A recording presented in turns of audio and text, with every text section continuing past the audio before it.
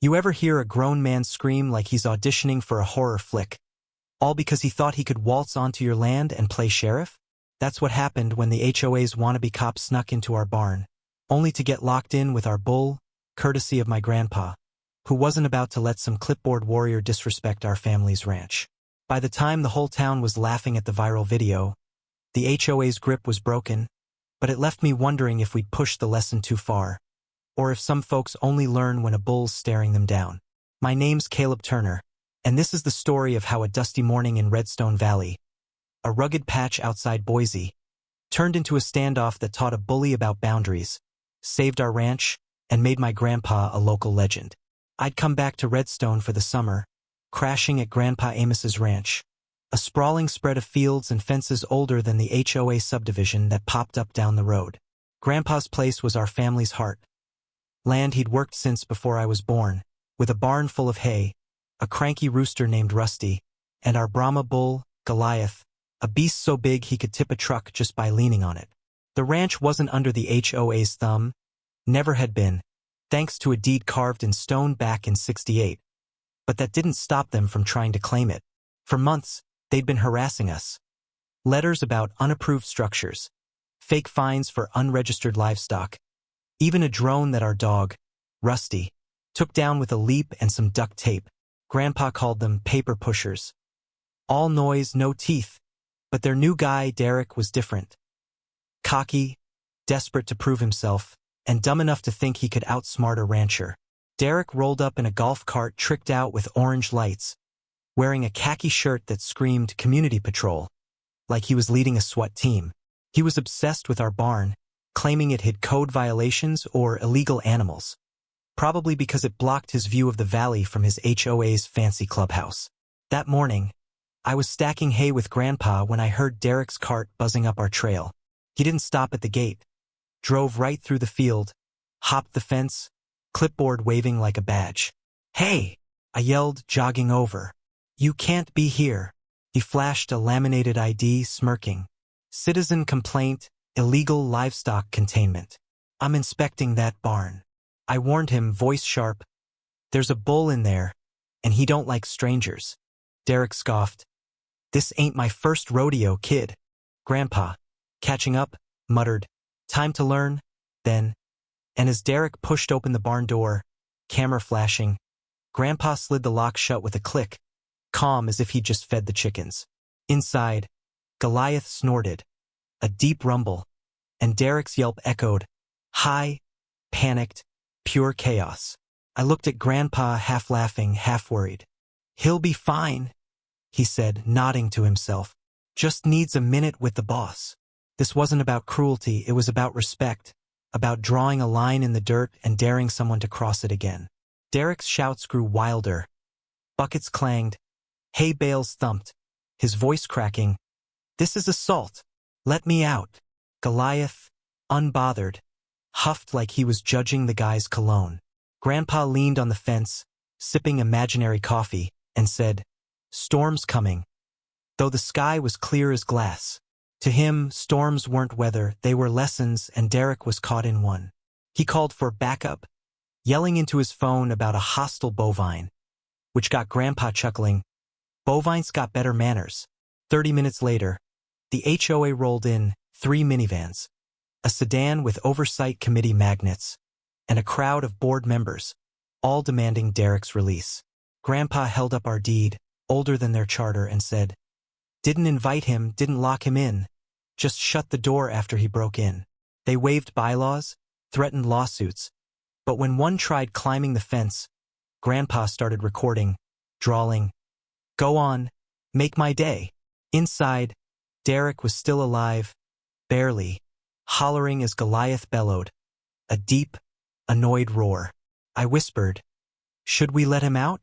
Grandpa held up a hand. "Let him stew.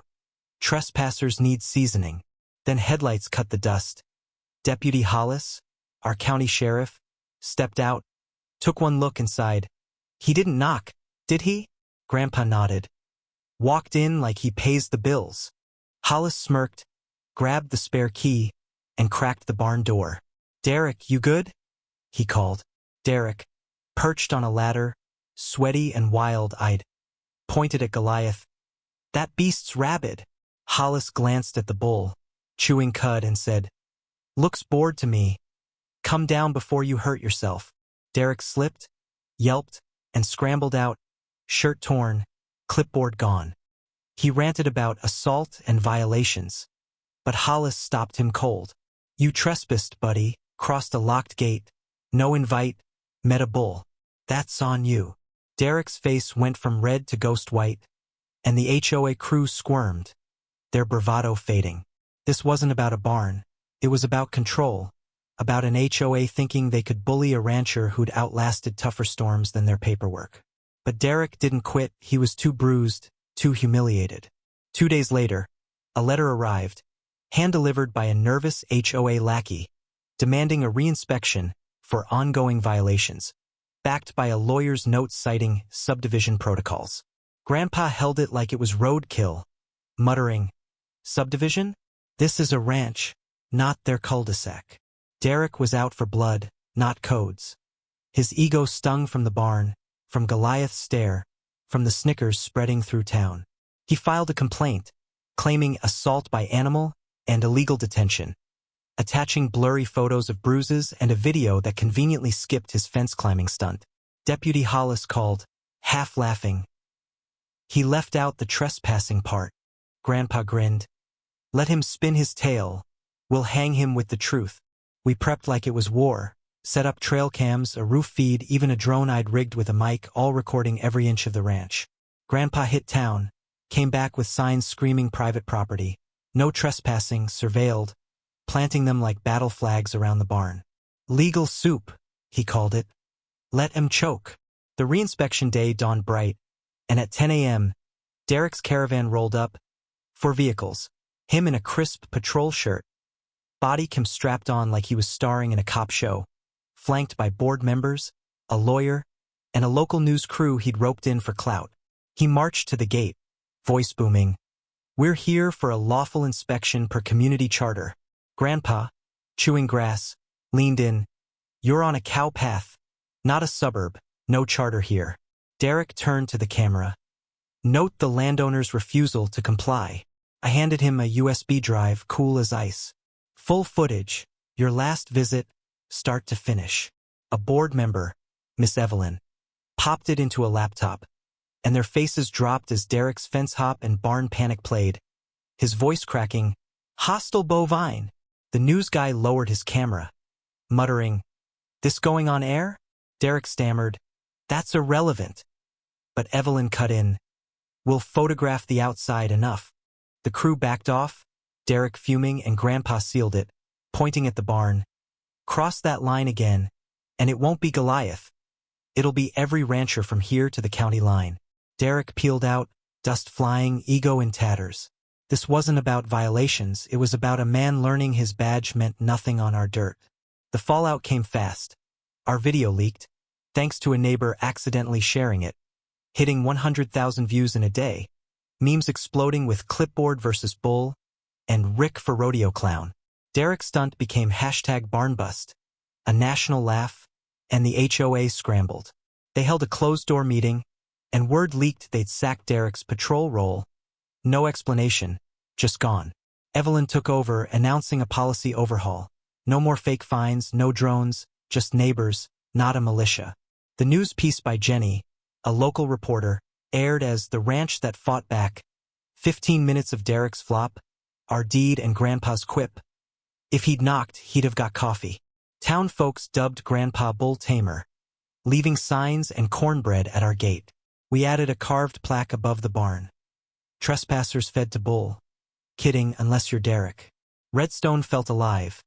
Kids played, fences stayed open, the HOA's grip broken. But as we sat on the porch, stars bright, Grandpa's words stuck. "They always come back." Had we humiliated Derek too much, turning a lesson into a spectacle? He's gone.